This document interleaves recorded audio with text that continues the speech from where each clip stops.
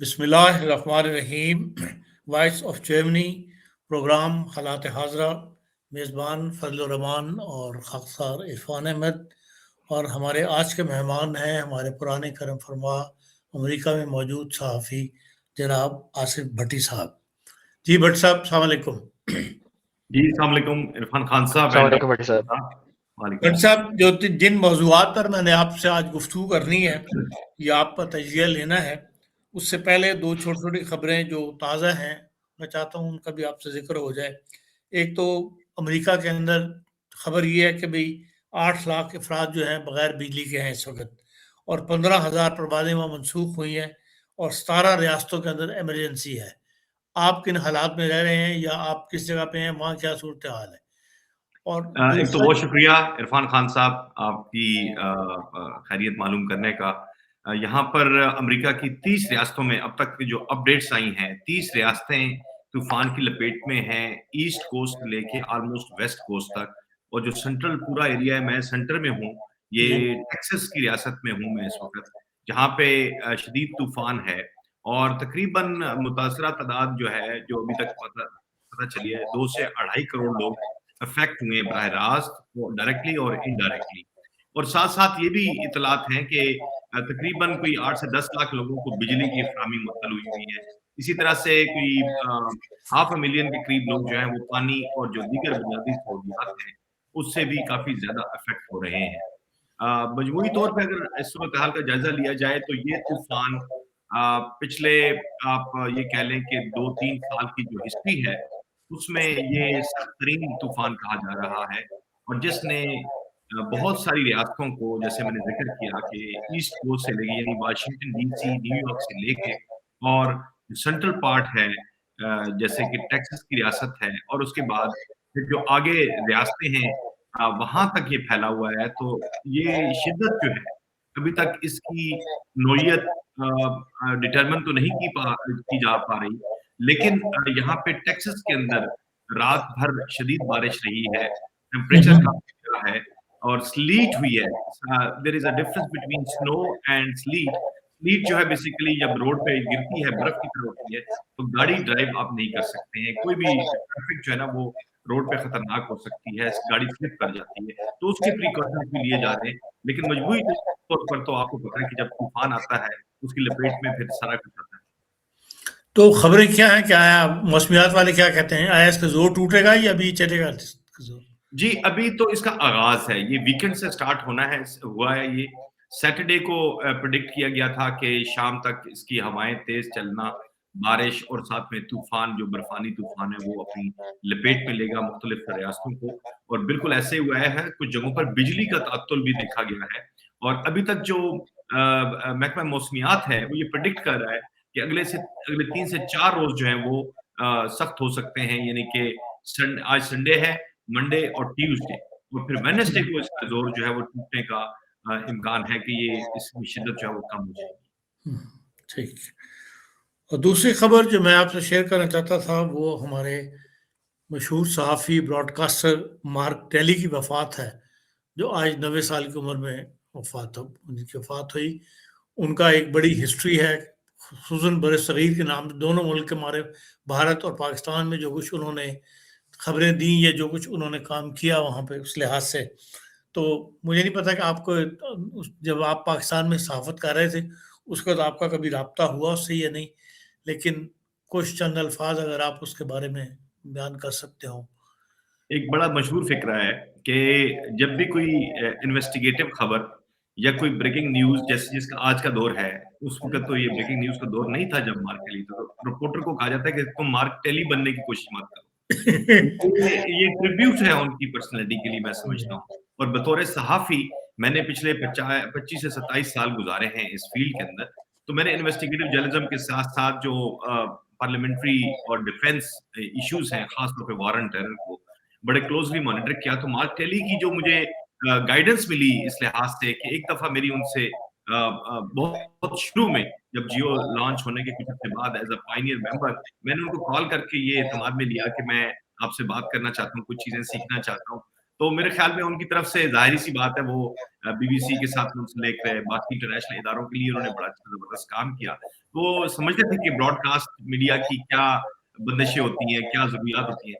तो सबसे पहले उन्होंने कहा कि जब तक आपके पास सबूत ना हो, जब तक आपके पास ठोस एविडेंस ना हो, मैंने कहा मैं वीडियो पे भी एविडेंस कैसे ले सकता हूँ? तो उन्होंने कहा कि अगर आपको पता है, आप कन्फर्म हैं, आप श्योर हैं खबर के बारे में, तो फिर आपको किसी भी शक की ज़रूरत नहीं है, ना आप पे कोई शक करेगा। आप अगर इन्फॉर्मेशन के बारे में खुद इस बात पे यकीन रखते हैं कि ये सही खबर है, तो आप उस खबर को रिलीज़ कर दें और आप इस बारे में ये सोचे मत कि लोग यकीन नहीं करेंगे, लोग यकीन करेंगे।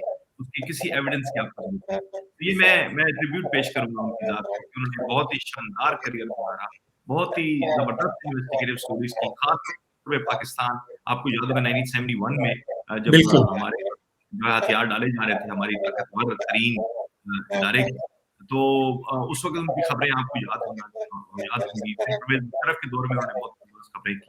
वो बुनियादी तौर पे एक डेमोक्रेटिक अप्रोच के मालिक थे और जर्नलिस्ट के तौर पे इम्पार्शियलिटी उनकी, उसमें कोई शक नहीं है मेरे ख्याल में। उन्होंने जो लिखा भी और जो उन्होंने ब्रॉडकास्ट किया बड़ा शानदार। मेरे लिए हैरानी की बात थी वो कलकत्ता में पैदा हुए थे। जी, हैरानी की बात यही है कि वो तो सारा बरे-सगीर के हवाले से बहुत खूबसूरत उनके पास इन्फॉर्मेशन थी। मैं खूबसूरत इसलिए लफ़्ज़ इस्तेमाल कर रहा हूँ कि वो कोई डाउट नहीं रखते थे। जो बिल्कुल। बातें हम लोग आज करते हैं, हम लोग खुद ज़ाहिर है पाकिस्तान से हैं और मुत्तहिदा भारत जब 1947 से पहले, तो ज़ाहिर है लोगों के ज़हनों में अच्छी यादें हैं। वो अच्छी यादों के साथ जो है ना, वो उसको अपने समोया करते थे अपनी खबरों के ज़रिए और अपनी तहरीरों के ज़रिए। सही कह रहे हैं आप, बिल्कुल। अच्छा जी, अब चलते हैं यूरोप और अमेरिका के ताल्लुकात की तरफ। आपके सदर साहब ने तो हमें भी धमकाना शुरू कर दिया, यूरोपियन ममालिक को भी। तो यूरोपीय ममालिक और अमेरिका के दरमियान जो फासले बढ़ रहे हैं, इनमें आप इसका मुस्तकबिल क्या देखते हैं? क्या ये सिर्फ ट्रम्प साहब की पॉलिसी का नतीजा है, या अमेरिका की खारजा पॉलिसी जो है, मुस्तकबिल में यूरोप से दूरी पैदा करने का जो अमल है, उसकी शुरुआत कह लें शुरू हो रही है? आपका शुक्रिया है कि आपने ये बहुत ही अहम टॉपिक पे सवाल किया मुझसे। कुछ अरसे से मैं इस पे काम भी कर रहा हूँ कि बुनियादी तौर पे यूरोप अपने आप को कहाँ देखता है फ्यूचर में। मैं अमेरिका से पहले यूरोप की बात करूँगा और आप चूँकि यूरोप में बैठे हुए हैं, तो यूरोप ने बहुत ज़्यादा डिपेंड करना शुरू कर दिया था। मेरा ज़ाती ये तज़िया भी है और जो ज़मीनी हक़ाइक़ है उसमें कि यूरोप की जो डिपेंडेंसी थी, वो अमेरिका के ऊपर बहुत हद तक बढ़ गई थी जब से नेटो के अलाई के तौर पर वो यूएस के साथ खड़े हुए। और फिर आप देखें कि जो इस वक़्त साहब हैं वहाँ तक इक़्तिदार में यहाँ पे अमेरिका के अंदर, उन्होंने बार-बार एक बात कही है कि हम बोझ क्यों उठाएँ नेटो? हमने तो पैसे दिए हैं उनको, हमने तो उनको हथियार दिए हैं, हमने तो उनको अपने साथ अगर मिलाया है तो हमने उन पर एहसान किया है।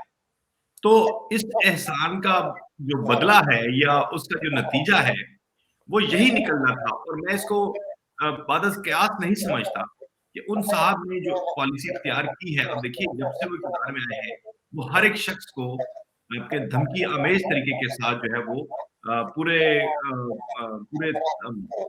मतलब गुस्से तो नहीं कहूँगा लेकिन एक पूरे अपनी कमांड एंड कंट्रोल के ज़रिए वो अल्फ़ाज़ इस्तेमाल करते हैं और अपनी हेजमनी कायम करने के लिए वो प्रेशराइज़ करते हैं।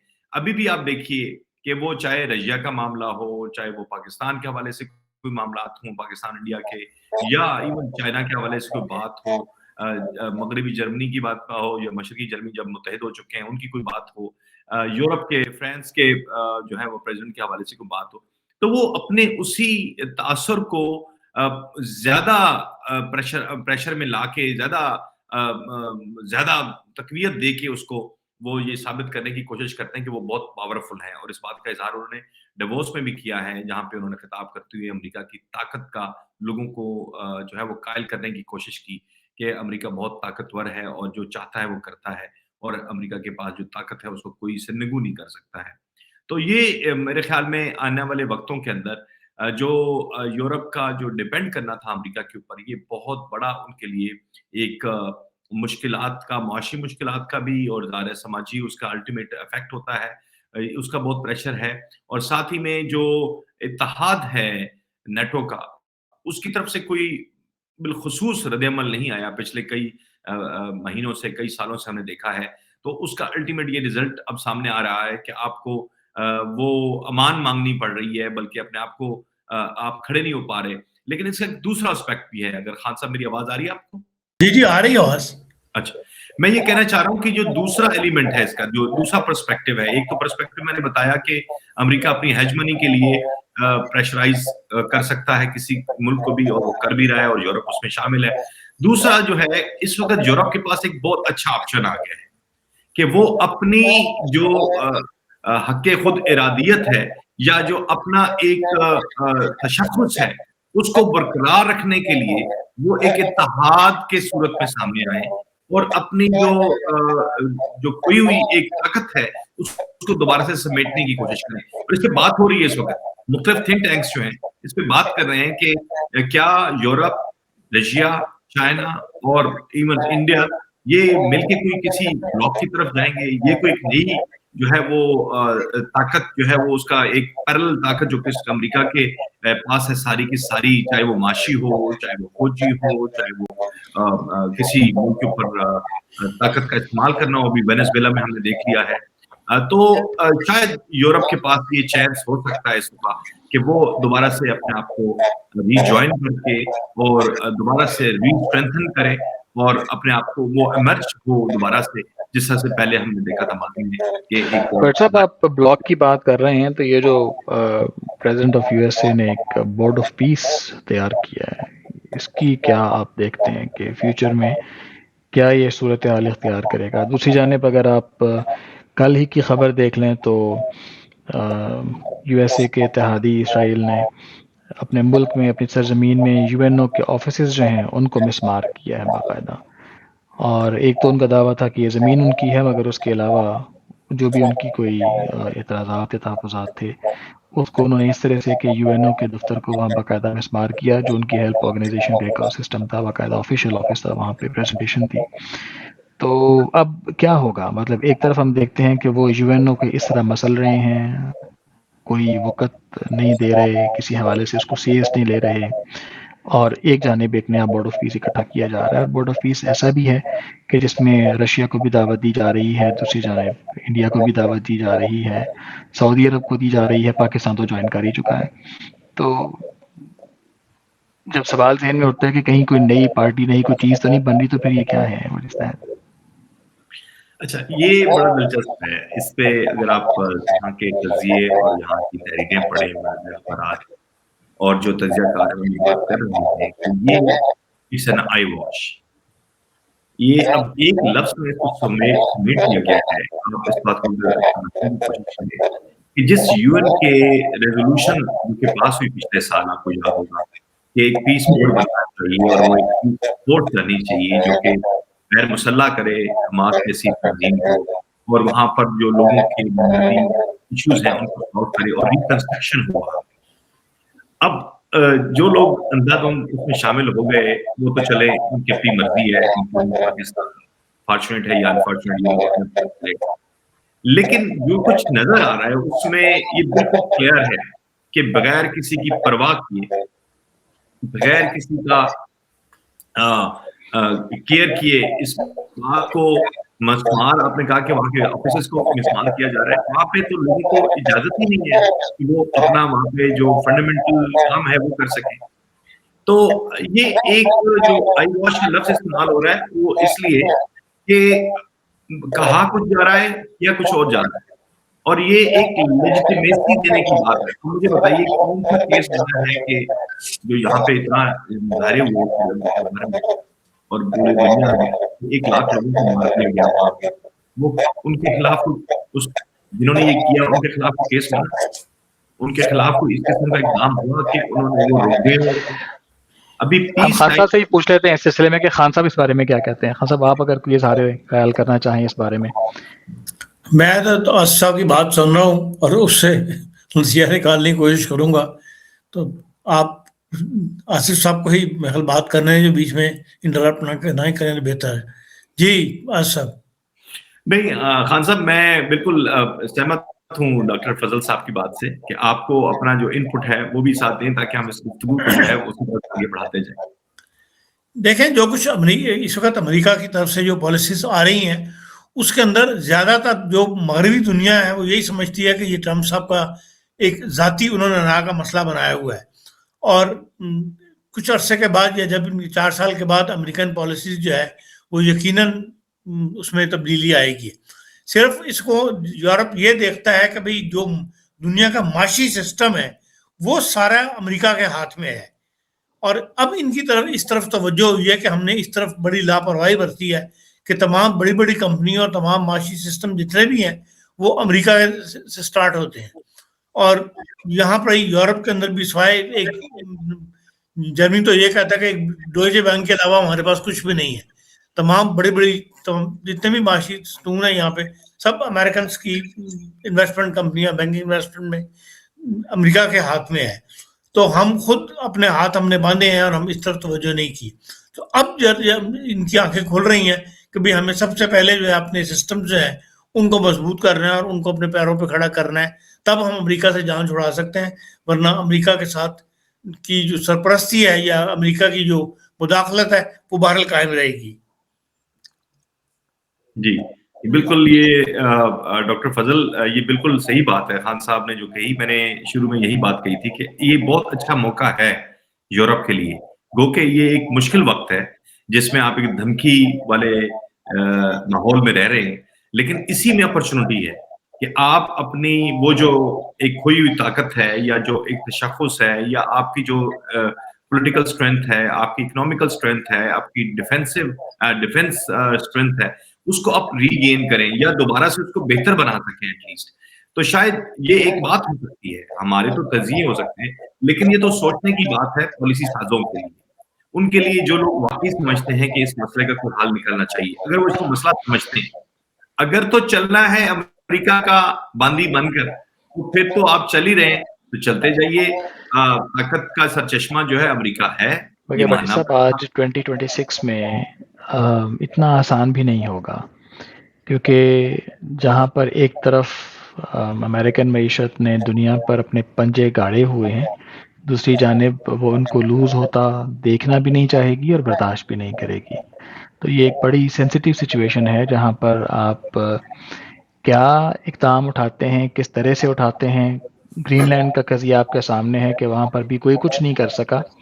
अगर अमेरिका ने खुद कदम पीछे हटा लिए या किसी का लिहाज कर लिया तो कर लिया, वरना अगर वो चाहता तो कुछ भी कर सकता था और यहाँ पर रहने वाले कुछ भी उसके मुकाबले में कोई रिएक्शन नहीं कर सकते थे। कोई उनके पास ऐसी सिचुएशन नहीं थी, और या फिर पूरी दुनिया का अमन जो है वो शदीद ख़तरे में पड़ जाता।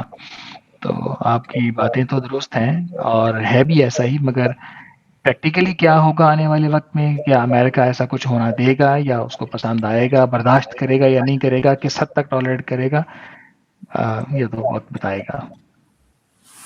आसिफ, जो आज जर्मनी का सबसे बड़ा अखबार है उसने एक सर्वे करवाया है पूरे जर्मनी के अंदर, तो 61 लोगों ने ये राय दी है कि भाई हम ट्रंप को जर्मनी के लिए खतरा समझते हैं और हमें अमेरिका से इंडिपेंडेंट हो जाना चाहिए अपने दिफा वगैरह के मामलात के अंदर। तो जाहिर है कि जो आवाम की राय है उसकी तरफ फिर भारत जमहूरी हुकूमतें जो है वो तवज्जो तो देती हैं। ठीक है खान साहब, अगले मौजू की तरफ चलते हैं। जी पता है आसिफ साहब तक पहुंची मेरी बात? ये नहीं, जी दोबारा बोलिएगा, आपकी आवाज कट गई है असल में, मैं तभी चेक कर रहा था। जर्मनी के अंदर एक सर्वे करवाया गया है आज जर्मनी के सबसे बड़े अखबार की तरफ से। ये ट्रम्प साहब की जो पॉलिसी उसके बाद पहला सर्वे है जर्मनी के अंदर, तो उसमें 61 लोगों ने ये राय दी है कि भाई हम ट्रम्प को जर्मनी के लिए खतरा समझते हैं और जर्मनी को इंडिपेंडेंट अपना सिस्टम जो है वो अमेरिका से हट के तैयार करना चाहिए, अपने पैरों पर खुद खड़ा होना चाहिए डिफेंस वगैरह के लिए। ये तो राय आई है, मेरी बात को सबमिट कर दिया है आपके अखबार ने। बिल्कुल।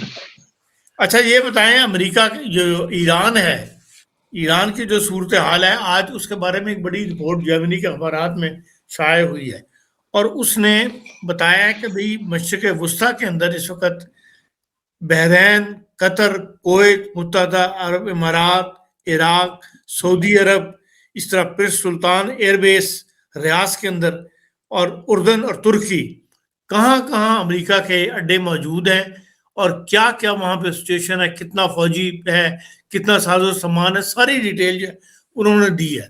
तो कहने का मकसद उनका ये है कि भाई अगर ईरान के ऊपर हमला किया जाता है तो ईरान इन जगहों के ऊपर हमला करने में मतलब पहल तो नहीं, मतलब इनको छोड़ेगा नहीं इन जगहों के ऊपर।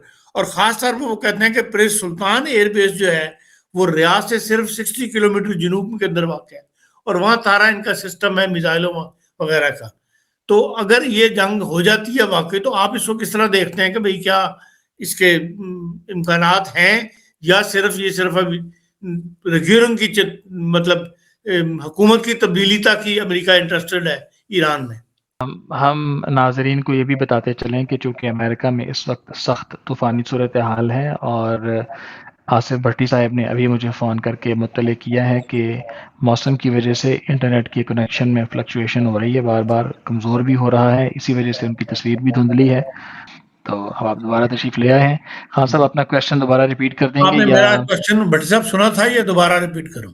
जी, ईरान के हवाले से आपने सवाल किया, मैं उसका हाँ, मैं जवाब ईरान के सवाल से उसमें एक बात ये रह गई कि यूरोप मतलब इख्तिलाफ होने के बावजूद लेकिन ईरान के मामले में अमेरिका और यूरोप एक साथ है। यहाँ पर आप देख लें कि स्ट्रासबुर्ग के अंदर यूरोपियन जो पार्लियामेंट है उसके अंदर उन्होंने करारदाद पास की है अक्सरियत के साथ, जिसमें पासदारान इनकलाब जो गार्ड्स हैं उनको उन्होंने कहा कि दहशतगर्द करार दिया जाए, जिस तरह हमास है वही दर्जा उनको भी दिया जाए।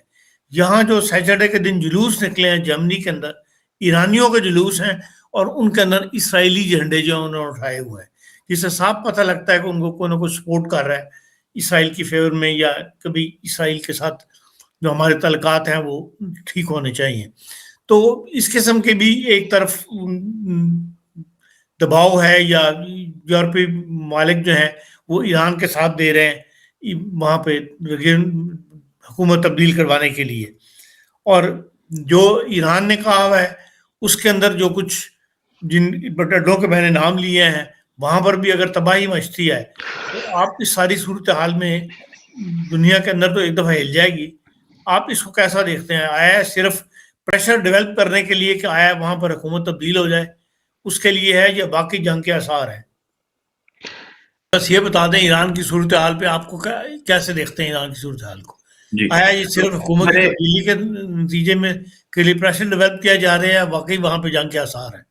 जी, बड़ी मैं क्लियर बात करूँगा आपसे, आपके बहुत बड़ा नेटवर्क है और बड़ा ये रिस्पेक्टेबल है मेरे लिए, कि मैंने बहुत पहले आप ही की शायद प्रोग्राम में और साथ में मुख्तलिफ जो दीगर आलमी नशरियाती इदारे हैं, जब ईरान पर पहली दफ़ा हमला किया गया था, तो मैंने ये बात कही थी कि जब ईरान की तरफ से रिएक्शन में सुर्ख झंडा लहराया गया और वहाँ पर जो हॉक्स थे, वहाँ के जो मिलिट्री अथॉरिटीज़ हैं या बाकी लोग हैं, उन्होंने जो ड्रोन के ज़रिए उस हमले का जवाब देने की कोशिश की। अब ड्रोन जदीद टेक्नोलॉजी के सामने ड्रोन से हमले करना और ये कहना कि 30,000 टारगेट्स हमने अचीव कर ली हैं, उसका नतीजा सब दुनिया ने देख लिया। उसके बाद रशिया की तरफ से इज़राइल की तरफ से पूरी उनकी एलीट को मिलिट्री जो उनकी टॉप लीडरशिप थी और साथ में साइंटिस्ट थे, उन तमाम को एलिमिनेट करना और उसके बाद कोई रद्द-ए-अमल ना आना। मैं ये नहीं कहता कि रद्द-ए-अमल कोई जंग की सूरत में हो, लेकिन एक सॉवरेनिटी होती है हर मुल्क की,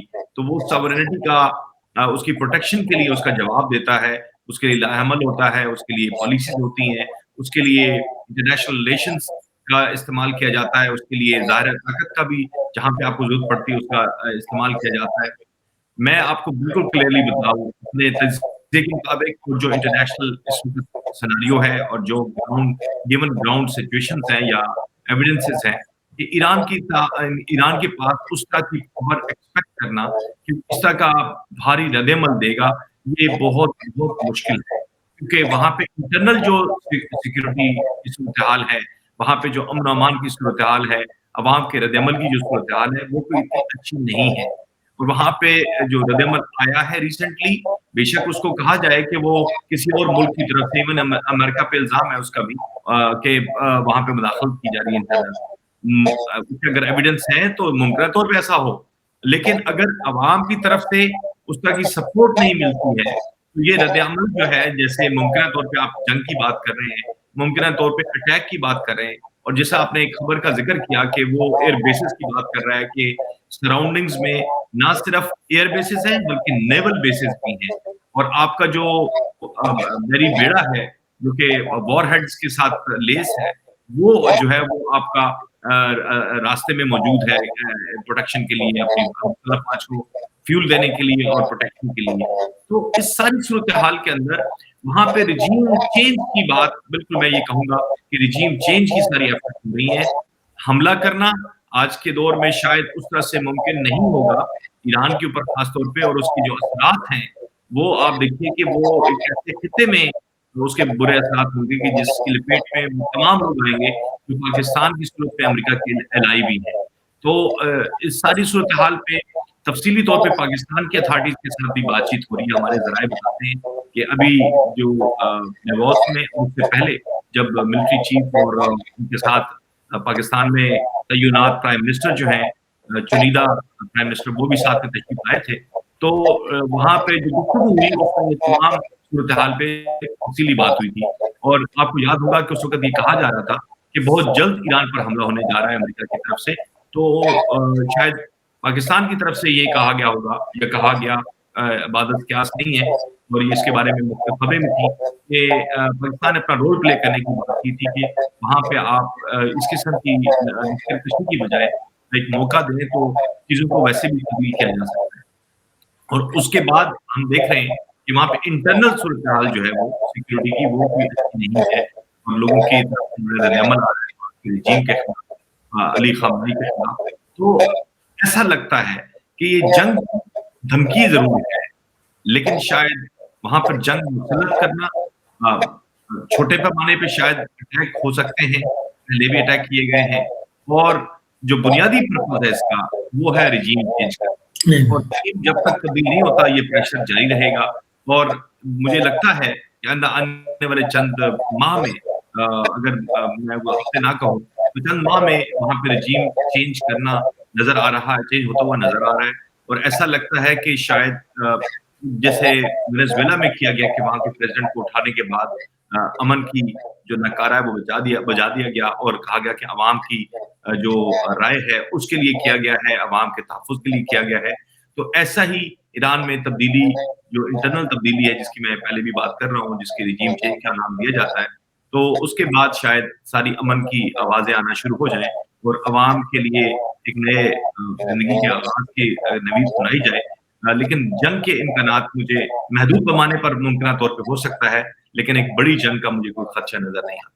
लेकिन बड़ा फ़र्क वेनेज़ुएला और ईरान में ये है कि ईरान के पास 5 लाख फ़ौज है। वैसा कदम वहाँ उठाना इतना आसान नहीं होगा ईरान के अंदर। मैंने अर्ज़ किया ना मुल्क के अंदर जो है लोगों को बददिल करके या मुज़ाहरे करके या लोगों को हुकूमत के खिलाफ उभार के, इसी एक ज़रिया जो नज़र आता है कि इसी ज़रिए को इस्तेमाल करके वो वहाँ पर हुकूमत तब्दील करने की कोशिश करेंगे। एग्ज़ैक्टली, आपने ठीक फरमाया। जैसे हम बात करें इस इशू के ऊपर कि वहाँ पे इंटरनल ऐसी सिक्योरिटी की सूरत हाल या लोगों के अनरेस्ट की जो है ना सूरत हाल पैदा की जा रही है या की गई है या हो गई है कि वहाँ के जो हुक्मरान हैं वो उस तरह से पूरी ताकत के साथ या एक पूरे रिजॉल्व के साथ सामने ना आ सकें या उस तरह का रद्द-ए-अमल ना दे सकें। आपने कहा कि 4 से 5 लाख फौज है, इसमें कोई शक नहीं है। उसके अलावा उनके पास जो पासदारान हैं उनकी भी एक बहुत बड़ी तादाद है, उनकी तादाद भी लाखों में है। तो 2 पैरेलल फोर्सेस या 3 पैरेलल उनकी पैरामिलिट्री फोर्सेस जो हैं वो डेफिनिटली एक सख्त रिएक्शन दे सकती हैं, इसमें कोई शक नहीं है। लेकिन उसके साथ-साथ एक और बात जो कि मैं बार-बार तज़किरा कर रहा हूँ कि शायद बड़े पैमाने पर जंग मुमकिन नहीं हो पाएगी और उसको फिर रोकना वो उससे भी नामुमकिन होगा। तो अमेरिका किसी जंग में जाने की बजाय आपने देखा कि अभी तक जो ट्रंप की पॉलिसी है उसमें वो कहते हैं कि वो जंगों के हक में नहीं है, बल्कि वो अमन के लिए और लोगों की ज़िंदगियाँ बचाने के लिए वो काम कर रहे हैं। तो ये उनका अपना दावा जो है वो उनके गले पड़ जाएगा। तो लगता ऐसे है कि वहाँ पे जो रिजीम चेंज करना है उसके लिए जो जितनी कोशिश हो सकती है, जितना ज़्यादा प्रेशर टैक्टिक्स यूज़ हो सकता है। आपने देखा ना कि तमाम अतराफ से घेरने की जो बातें हो रही हैं, वो डेफिनिटली इस बात को इंडिकेट करती है कि आप प्रेशर बिल्ड अप कर रहे हैं, वहाँ की जो हुक्मरान अशराफिया है या हुक्मरान तबका है कि वो रद्द-ए-अमल ना दे सके, जिसकी वो तवक्को रखते हैं। साथ साथ अवाम की तरफ से इतना बुरी तरह से अदम एतमाद सामने आए हुक्मरानों के खिलाफ कि वो यकसुई के साथ अवामी ताकत के साथ उसका जवाब न दे पाए। तो बुनियादी फोकस जो नजर आता है वो रजीम चेंज ही नजर आता है मुझे जंग होती हुई नजर नहीं आती। जैसे मैंने पहले कहा कि महदूद पैमाने पर अटैक्स हो सकते हैं, जैसे कि हम देखते हैं कि किसी भी अगर पैरालाइज करना हो सिस्टम को तो खास जगहों को निशाना बनाया जा सकता है, लेकिन जो फुल फ्लेज रिएक्शन है वो भी मुझे मुश्किल नजर आता है कि अगर ये फुल फ्लेज रिएक्शन होता है, इतने ममालिक की आपने जिक्र किया, रियाद से लेके और कतर और जो दीगर जो ममालिक हैं, अरब कंट्रीज हैं और अफ्रीका के कुछ कंट्रीज हैं, तो ये बड़ा सख्त होगा, बहुत मुश्किल होगा। ईरान के पास पावर होगी और है, लेकिन उसका उस तरह से इस्तेमाल करना, ये एक वो कहते हैं ना कि मैं आग लगा दियांगा, तो आग लगाना तो आसान है, वो रिएक्शन में कर सकते हैं, लेकिन शायद इस बात को अफोर्ड नहीं कर सकता। तो वो ऐसी चीजों से एतराज करेंगे जो एक बड़ी पैमाने पर जंग की सूरत इख्तियार कर सकें। तो पहले भी यही तरीका इस्तेमाल किया गया, आपके सामने है। मैंने आपको ज़िक्र किया कि वहाँ की जो लीडरशिप है उसको उड़ा दिया गया, उनके साइंटिस्ट को उड़ा दिया गया। फिर ईरान ने खुद कहा कि वो एटमी हथियार बनाने का इरादा नहीं रखता, वो एटमी एक्सरसाइज़ेस नहीं करना चाहता है एटॉमिक बम की। तो डेफिनिटली कुछ ना कुछ तो है कि जिसकी वजह से ईरान की भी अपनी एक मजबूरियाँ हैं। ईरान जो है वो अपने आप को एक लिमिटेड रेड लाइन उसने ड्रॉ की हुई है, लेकिन उसकी रेड लाइन को क्रॉस करना कई दफा वो हो चुकी है। लिहाजा मैं ये समझता हूँ कि जो ताकतवर हैं वो उस तरफ ज्यादा जोर देंगे कि रिजीम चेंज करें by hooks and by crook, and उस प्रेशर के अंदर जो है वो जितनी ज्यादा डैमेज कर सकें वो डैमेज भी करें, और ईरान की तरफ से उस तरह का रद्द-ए-अमल भी ना आ सके जिस तरह का हम और आप बात कर रहे हैं और तवक्को कर रहे हैं। बहुत शुक्रिया आसिफ भट्टी साहब, आपके वक्त देने का, आपके तबसरे का, आपकी तजज़िया निगारी का। इंशाल्लाह हालात ऐसे हैं कि आप जल्दी आपसे दोबारा मुलाकात होगी, आपसे दोबारा हम रब्ता करके तो आपकी राय इंशाल्लाह लेंगे। जी नाज़रीन, ये था हमारा आज का प्रोग्राम जिसमें हमने आसिफ भट्टी साहब से अमेरिका और ईरान के ताल्लुकात में जो इस वक्त दरार है, ये यूरोप के साथ जो ताल्लुकात बिगड़ रहे हैं, उस बारे में उनकी राय जो है वो ली और आप तक पहुँचाई। इसके साथ ही हमें इजाज़त दीजिए, जल्द आप नए प्रोग्राम के साथ हाजिर होंगे। अल्लाह हाफिज़, फ़ी अमान अल्लाह।